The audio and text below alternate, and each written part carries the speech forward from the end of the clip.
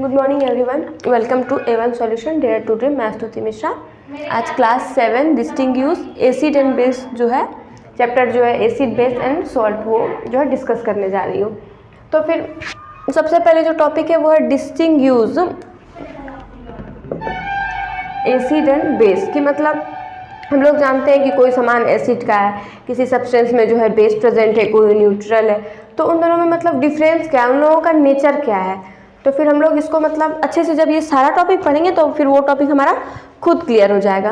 तो सबसे पहले है testing for acidic and basic substance. तो फिर यहाँ पे हम लोग देखेंगे कि टेस्ट मतलब कि जैसे कि डिस्टिंग्विश तभी होगा जब हम लोग टेस्ट करेंगे। तो फिर है कि टेस्ट कैसे करेंगे, तो उसका भी कुछ प्रोसेस है कि कैसे मतलब कि हम लोग उसको टेस्ट करेंगे। तो सबसे पहले एक आता है लिटमस, कि लिटमस जब भी होगा जब हम उसमें मतलब एसिडिक में जब हो जाएगा तो वो क्या हो जाता है कि वो रेड इन कलर आ जाता है, और जब वो बेस रहता है तो वो ब्लू से रेड मतलब रेड से ब्लू में आ जाता है। ठीक है, मतलब बेस में क्या होता है कि वो ब्लू कलर में आता है और एसिड में क्या होता है वो रेड कलर में आ जाएगा। एक लिटमस का पेपर भी आता है, जैसे कि अगर वो ब्लू लिटमस है और हम कहीं पर डाल रहे हैं और वो सामान जो है वो एसिड का है तो वो ब्लू से जो है रेड में टर्न हो जाएगा। और सपोज अगर ब्लू मतलब रेड लिटमस है और हम बेस में डाल रहे हैं तो वो क्या हो जाएगा, ब्लू हो जाएगा। तो मतलब क्या समझे कि लिटमस का टेस्ट कैसे होगा, कि अगर हमको कैसे पता चलेगा कि एसिड है कि बेस है, तो उसके ब्लू अगर एसिड रहेगा तो वहाँ पर रेड कलर में टर्न होगा, और अगर बेस रहेगा तो वहाँ पर ब्लू कलर में टर्न होगा। उसके बाद है मतलब कि फेनोल्फ्थालीन जो है ये एक डाइल्यूट सॉल्यूशन, मतलब इसमें भी वही होता है कि कलर चेंज हो जाता है। उसके बाद एक आता है टर्मरिक जूस, कि टर्मरिक जूस क्या होगा कि हल्दी का मतलब हल्दी हम लोग जान रहे हैं कि yellow colour, turmeric yellow colour का होता है। और फिर फेनोल्फ्थालीन जो होता है वो फेनोल्फ्थालीन के टेस्ट में भी एक होता है ये डाइल्यूट सॉल्यूशन, कि मतलब फेनोल्फ्थालीन में होता ये है कि उसमें भी जो है वो कलर का जो है चेंज हो जाता है, कि एसिड का अपना एक कलर हो जाता है और बेस का मतलब सब में यही चीज़ होता है कलर का चेंज। जैसे कि टर्मरिक मतलब टर्मरिक तो ये ऐसे याद रख सकते हैं कलर का इसका हम लोग, कि हम लोगों को पता है कि टर्मरिक जो है वो येलो कलर का होता है। तो जब भी सब्सटेंस मतलब न्यूट्रल या एसिड रहेगा तो वो क्या होगा, येलो ही कलर रहेगा। लेकिन जब भी वो बेसिक सब्सटेंस में उसका मतलब कोई जूस को हम लोग टर्मरिक जूस को डालेंगे तो वो क्या हो जाएगा, हल्का मतलब ब्राउन रेड टाइप का हो जाएगा। हम लोग घर में भी देखते होंगे कि कपड़े पर अगर हल्दी वगैरह गिर जाता है ना वाइट कपड़े पर, तो जब हम लोग उस पर सोप यूज़ करते हैं तो वो क्या होता है, थोड़ा ब्राउन कलर आ जाता है। तो ब्राउन कलर क्यों आ जाता है, क्योंकि सोप में क्या प्रेजेंट है, बेस, और पहले से वहाँ पर क्या था, टर्मेरिक क्या था। तो वहाँ पर जो रिएक्शन होता है तो उससे मतलब पूरा क्लियर रेड तो नहीं लेकिन हल्का ब्राउन ब्राउन नजर आने लगता है, अगर आपने कभी नोटिस किया होगा तो, या फिर अगर करेंगे तो। फिर है चाइना रोज, कि चाइना रोज भी जो है वो उसको हम लोग अगर पेपर पर भी रब करेंगे तो हम लोग देखेंगे कि उसका कलर जो है चेंज हो जाएगा। मतलब अगर हम लोग उसको लिटमस पेपर पर अगर करेंगे तो क्या हो जाएगा कि अगर एसिड रहेगा तो वो क्या होगा कि ब्लू से रेड में आ जाएगा, और अगर वो बेस रहेगा तो फिर वो क्या होगा, रेड से ब्लू में आ जाएगा। तो मतलब ये सब प्रोसेस है कि जिससे हम लोग पता कर सकते हैं, डिस्टिंग्विश कर सकते हैं कि कौन सा एसिड सब्सटेंस है कौन सा बेस सब्सटेंस है। उसके बाद है कि एसिड एंड इट्स बिहेव, कि मतलब कोई भी सब्सटेंस है तो उसका बिहेव क्या है। तो सबसे पहले हम लोग ये समझेंगे कि जो भी एसिड होता है हम लोग देखे होंगे घरों में भी कि हर खट्टे चीज़ में एसिड प्रेजेंट होता है। तो सबसे पहला बिहेवियर क्या हो गया एसिड का, कि वो जो है खट्टापन रहेगा उसमें। दूसरा बिहेवियर कि वो कभी कभी करसिव भी होता है, कि वो मतलब बैड इफेक्ट भी करता है। हम लोग बहुत जगह लैब वगैरह में भी या फिर बहुत जगह देखते हैं कि अवॉइड करता है, उसे क्रॉस वगैरह का साइन रहता है ना, खतरा वाला साइन जिसको हम लोग बोलते हैं वो भी रहता है।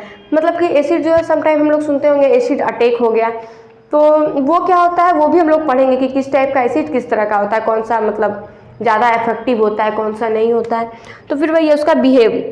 तो पहला कि वो कभी कभी करसिव भी हो जाता है, एक क्या कि सवर इन टेस्ट। दूसरा इफेक्ट ये भी हम लोग ले सकते हैं उसका बिहेव में, कि एसिड के ये भी बिहेव हो जाता है कि वो जब जैसे कि हम ये वाला है ना जनरल बिहेवियर, उसमें भी ये वही बिहेव ही है कि सावर in test Sawar in test बोलते हैं, हाँ एसिड और सावर इन टेस्ट की जनरली एसिड जो है वो, और एसिड एक लैटिन वर्ड से आया, ये भी एक चीज़ याद रखना है कि एसिड वर्ड जो है वो लैटिन वर्ड से आया हुआ है। तो फिर इसका बिहेव क्या है कि पहला खट्टे चीज़ों में पाया जाता है, दूसरा कभी कभी बहुत ज़्यादा इफेक्ट कर जाता है जैसे एसिड वगैरह अटैक में, और फिर क्या होता है कि ये मेटल से रिएक्ट करके मतलब सॉल्ट और वाटर बनाता है, ठीक है, वो रिलीज करता है। तो फिर इस चैप्टर का आइडिया में एसिड बेस एंड सॉल्ट, मतलब उन तीनों के रिलेशन को हमको समझना है। तो फिर यहाँ पर हम लोग देखेंगे कि इसके वही एक dilute acid and concentrated acid है, और यहाँ पर है जनरल बिहेवियर। तो इसी का एक ये है बिहेवियर, तो आप लोग समझ ही गए क्या है बिहेवियर। इसका एक पॉइंट है Zn, मतलब ये क्या है, एक मेटल है, और ये जो है वो एसिड H2SO4। तो फिर क्या होगा कि जब ये दोनों रिएक्ट करेगा, जब ये मेटल के साथ मतलब होगा, तो क्या बनाएगा, ये ZnSO4, a type of salt है ये। मतलब क्या बना यहाँ पे सॉल्ट और H2O, मतलब ये एरो का साइन इसलिए हो रहा है क्योंकि ये रिलीज हो रहा है, मतलब वहाँ से निकल रहा है।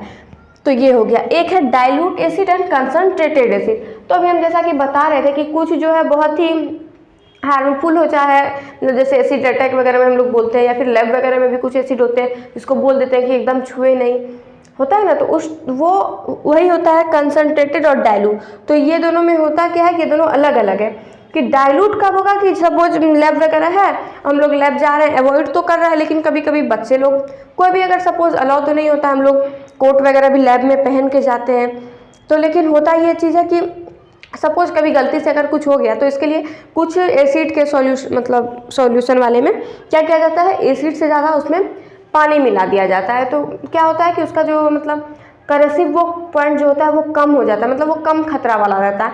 तो उसमें अधिक पानी और एसिड की मात्रा जब कम हो जाती है, तो उस टाइप का जब वो सॉल्यूशन बन जाता है, उस टाइप का एसिड, तो वो क्या होता है, डाइल्यूट एसिड। लेकिन जब कि एसिड की मात्रा बहुत अधिक होती है, बहुत करसिव होता है, पानी की मात्रा एकदम नहीं होती है, मतलब जस्ट अपोजिट, तो वो क्या होता है, कंसंट्रेटेड एसिड। उसके बाद हम लोग पढ़ेंगे कि एसिड एंड इट्स यूजेस, कि जैसे कि बता रहे थे कि एसिड अब है तो उसका कुछ यूज़ भी है, मतलब हार्मफुल तो है, लेकिन हर जगह वो हार्मफुल भी नहीं है, कहीं डाइल्यूट है कहीं कंसंट्रेटेड है, तो फिर इसका कुछ यूज़ भी है। तो हाइड्रोक्लोरिक एसिड का हम लोग स्टोमक में भी हमारा वर्क होता है, मतलब कि फूड डाइजेस्ट होने में, ये भी एक चीज़ हम लोग समझेंगे।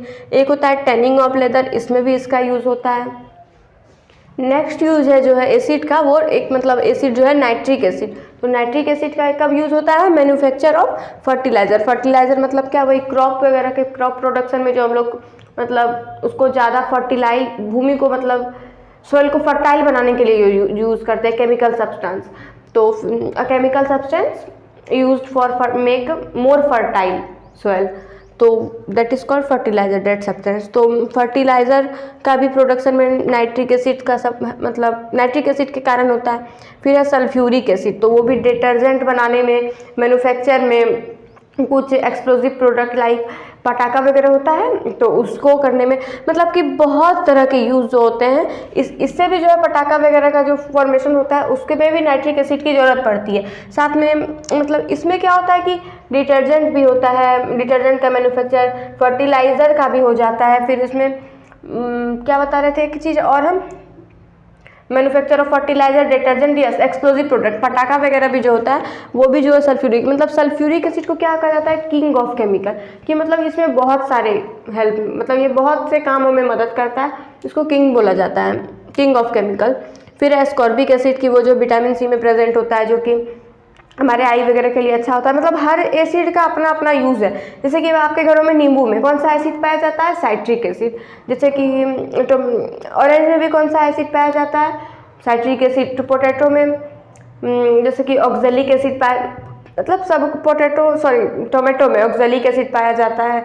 मतलब जैसे कि कुछ एसिटिक एसिड भी उसके होते हैं, मतलब सबका अपना, जैसे दही में लैक्टिक एसिड का प्रेजेंट होता है। तो फिर क्योंकि मतलब हर चीज़ का अपना अपना एसिड है, तो यहाँ पर ये सब क्या है कि करसिव नहीं है, हमारे लिए हेल्पफुल है कि हम लोग उसको ले रहे हैं एज अ डाइट।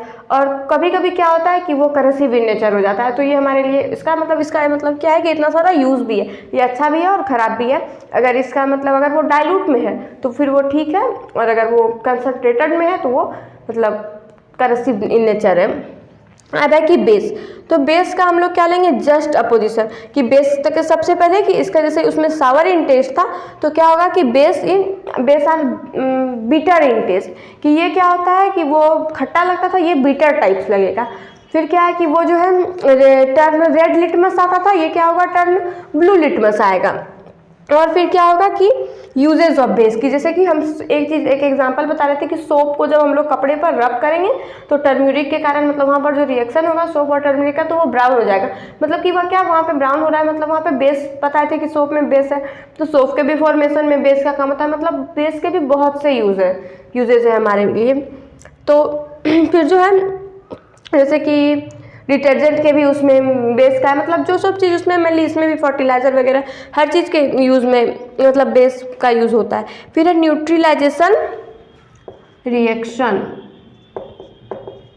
एक ये आ जाता है कि मतलब क्या होता है reaction of acid and base and to form salt and water बोल सकते हैं कि इसमें क्या होता है कि एसिड और बेस जो है वो मतलब रिएक्ट करता है, बट जो है वहाँ पर एसिड और बेस एकदम खत्म हो जाता है, बचता क्या है वहाँ पर सॉल्ट और वाटर। तो उस टाइप का जो रिएक्शन टेक्स प्लेस करता है तो उसको हम लोग क्या बोलते हैं, एसिड क्या बोलते हैं न्यूट्रलाइजेशन रिएक्शन। तो हम लोग समझेंगे कि चैप्टर का नेम क्या है, एसिड बेस एंड सॉल्ट। तो एसिड का प्रॉपर्टी क्या कि ब्लू लिटमस से जो है वो रेड में आ गया, बेस क्या रेड लिटमस से ब्लू में आ गया।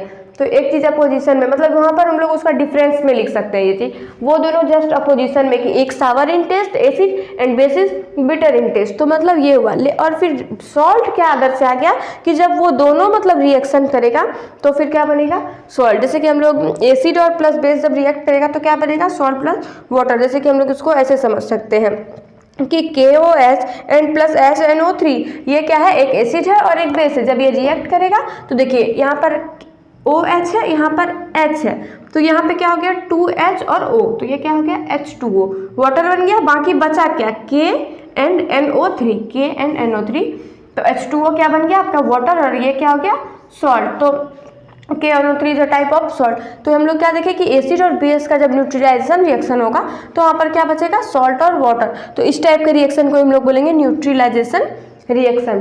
तो यही था पूरे चैप्टर में। ओके, थैंक यू, मिलते हैं नेक्स्ट वीडियो में।